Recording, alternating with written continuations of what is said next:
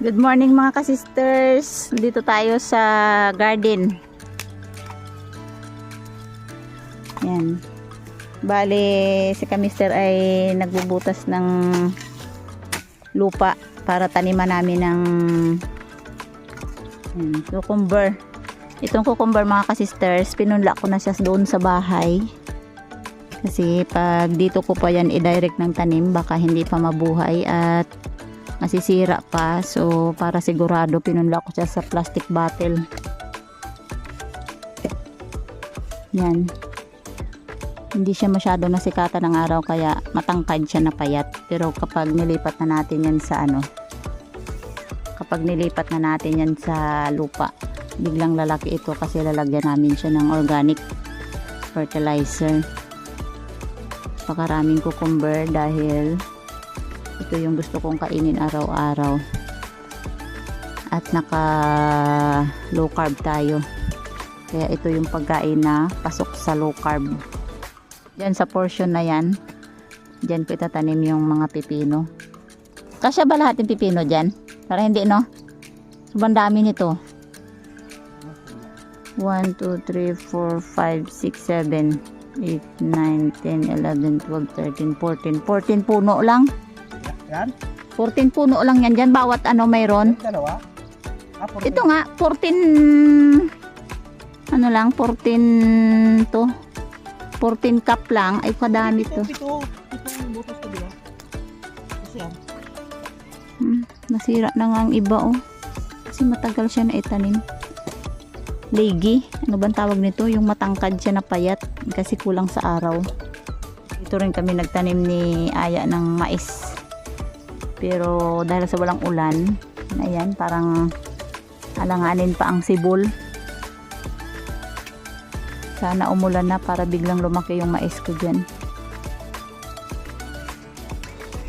Oh, pero parang walang planong mag-ulan dahil kita mo naman po yung araw. Napakaganda yung clouds, oh. So, ayan si kubo natin. Yung kubo natin ay pwede lang silungan pero hindi po siya pwedeng tulugan dahil sira na yung sahig. So, ngayon magtatanim muna si ka-mister dahil mamayang hapon yan ay pupunta uli yan ng dagat para mangawil o mangisda. Dahil kahapon yan mga ka-sisters ay nakakuha ng 2 pirasong tuna or tambakol. Yung isa inulam, ang isa ay bininta para may pambili uli ng gasolina. So kahit medyo init na tanghali, kailangan maitanim namin itong pipino para hindi siya masira. Yun lang pagkakataon kasi na free si ka-mister. Kwak kwak kwak kwak kwak kwak. Yun ang kawawa naman yung natira dito na na bibi. Sobrang ilap kasi niyan kaya hindi namin siya madala dun sa bahay ko sa baba. Dinadalhan lang yun ng pagkain dito. Kwak kwak kwak kwak. Ay busog naman pala sila sa aratilis. Oo, kain sila aratilis. Ha? Anong kainin niya dito kung hindi kayo magkain ng aratilis? Ay bira lang siya madalang pagkain eh, payat. Puro lalaki pa abe. Kung babae sana yan ay nakapangitlog na na pwedeng na. Masukal pa yung portion dito mga ka-sisters. Hindi pa namin nalinisan mabuti. Utay-utay lang. Yan yung kulungan ng baboy, oh. Naka-standby muna. Kung sakali may puhunan tayo na medyo malaki-laki, mag-aalaga ulit tayo ng baboy. At baka aswertehin na tayo. So ayan yung ginawa ni ka-mister. Butas-butas. Binutasan hanggang doon yan sa dulo. After na mga butasan yung mga ka-sisters, lalagyan na namin siya ng organic fertilizer. Pagdating ng tag-ulan dito, didilim na naman ito. Sa damo, kung may tanim, sa tanim.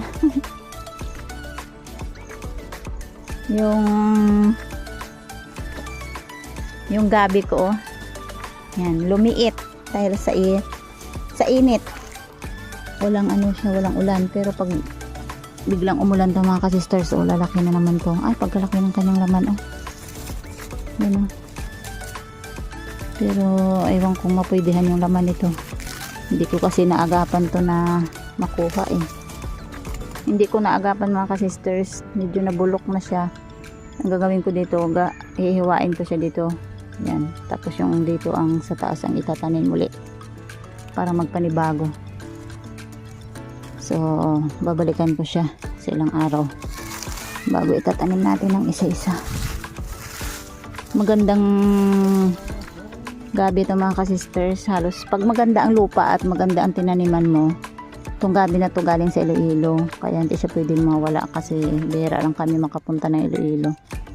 Itong gabi na to kapag maganda ang tanim, halos lampas tao ang kanyang taas nito.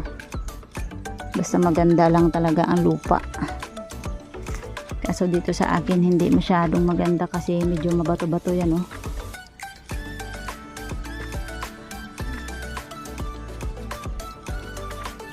Ayan. Magpainit ka muna dyan ng trabaho. Ang oras dito sa amin mga ka-sisters ay parang 10 o'clock na yata to. 9:30. Sobrang init na. Parang 40 degrees na ang init.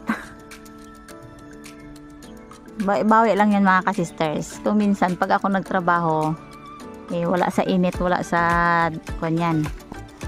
Pag siya naman doon sa laot ay suungin niya sobrang init din. Ang tama lang yan, salita lang kami sa init. Mataba yung lupa dyan kasi nasunugan niya ng puno yata. Oo, magandang lupa dyan. So ayan mga ka-sisters, yung aming fertilizer. Organic. Granular. So ayan. Salamat sa nagbigay nito kay Direk. Pumunta na ng Iloilo si Direk Yung kaibigan ni Mr. Bale, binigay niya lang ito. Pero ay inorganic fertilizer. Yan. So ito yung ating pataba. Ayan, parang munggo siya tingnan.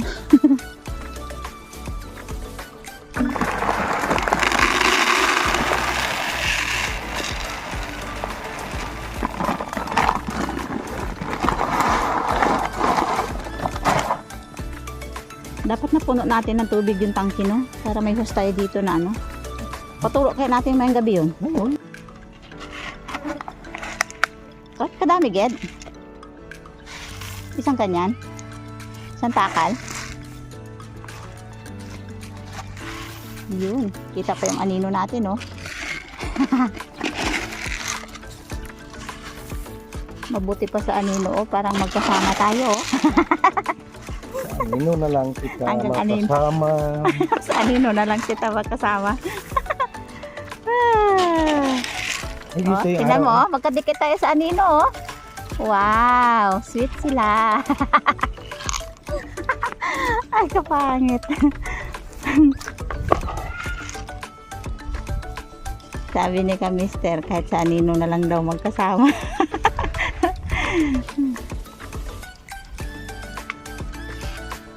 Yan ang sinasabing mga ka-sister, kapag tumanda na tayo, medyo medyo paasim na.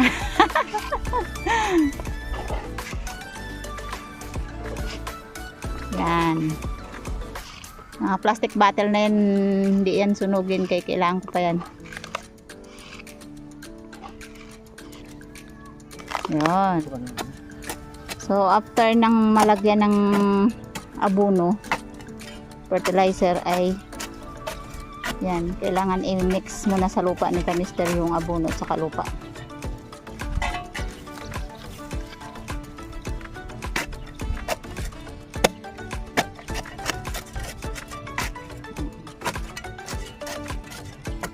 Sa pagtatanim kasi mga ka-sisters, ang dami-daming proseso. Sobrang alaga.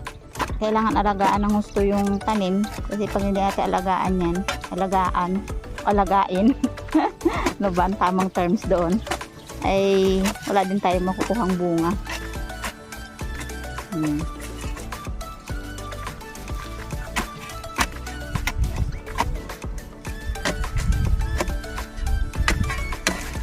Parang walang plano talagang umulan eh. Hindi, baka hindi tayo. Baka Wala. na El Nino. Ano ka lang. Yun. Kalahati na baga ng June, kalahating taon, kalahating buwan na. Tigang na yung mga ano.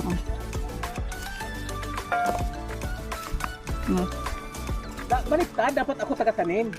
Huwag nang pinaloko Mga ka-sisters, bali ako ang maglalagay doon sa mga butas-butas na yun. Si Kamister ang tatambakan niya yung mga puno nito.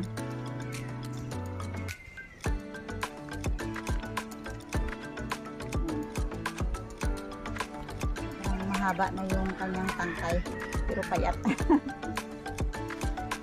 Walang init kasi. Tama na yan kasi. Ayun, subsod mo. Hindi pa tayo na. Ha? Tayo.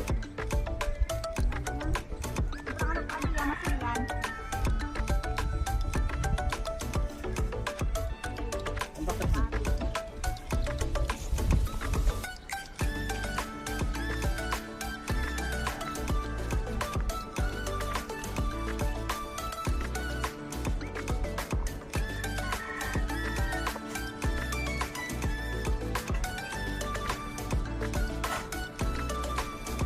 Wala tayong videographer, kaya tiis lang muna kayo sa hindi malayo. Good, pumasok na. Pumasok na sila. Abo, pumasok na tara eh. Ito, ang tansoy ho, awal bakon. Ang kalaban sa pagkailan.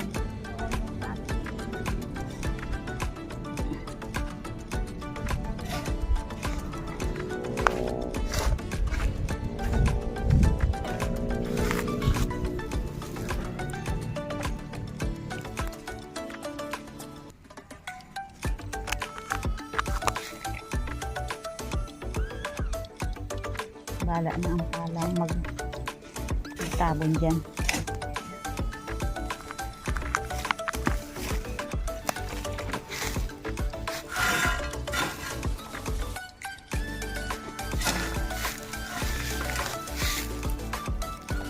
So ayan na mga ka-sisters, na itanim na namin yung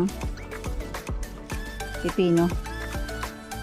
Yun, hanggang sa unahan. Bali, yung kawayan na naka-slide na yan. Bagto ang tawag sa amin. Yan. Ito, lalagyan namin ng net. So, hanggang dito sa kabila, mayroon din siya. Kaya pag nilagyan siya ng net, napakaganda. Yan, napakaganda. Tapos yung bunga dito sa loob. Wow. Sana nga ay magkabunga, magkaroon ng bunga. Kasi nga, sobrang init dito mga ka-sisters. Talagang mapapasubo tayo ng dilig nito hanggat may tubig sa gripo. So, dahil sa marami akong naipunla na pipino, lilipat kami doon sa kabila. Doon itanim. Ayan, marami pang natira mga ka-sisters. Nilipat kami doon sa kabila. Dahil may taniman pa kami na isang portion doon. After nang naitanim na namin, kailangan diligan. Huwag mo lagay sa puno, baka matumba. Tama-tama lang. So, ito yung kalamansi natin na dwarf. Napakarami siyang bunga. Ay, hindi pala bunga, bulaklak. Ayan po, napakaraming bulaklak. First time niya ngayon magkaroon ng bulaklak na napakarami. Yan. So, ito yung dating tinaniman namin ng pipino. Lalagyan ulit namin mga ka-sisters kasi sobra doon sa kabila. Tamang-tama yan ay may balag na siya, oh. May net. Hindi naman nagkalikramo yung tanim kong masukal o hindi. Basta importante malagaan siya ng mabuti. Mag-aani tayo ng kanyang bunga. Panibagong hukay na naman para itanim yung natirang pipino. Yan mga ka-sisters, kahit hindi mo na masyado i-cultivate ang ilalim niyan, dahil dati na namin tananiman, so meron pa yung mga organic, di basta-basta natunaw. Kaya diretso tanim na lang yan para kahit pa paano masurvive yung mga tanamin ko, kasi ang pangit na tingnan talaga, oh, matangkad na payat. Sana ay maano pa, mapwedeng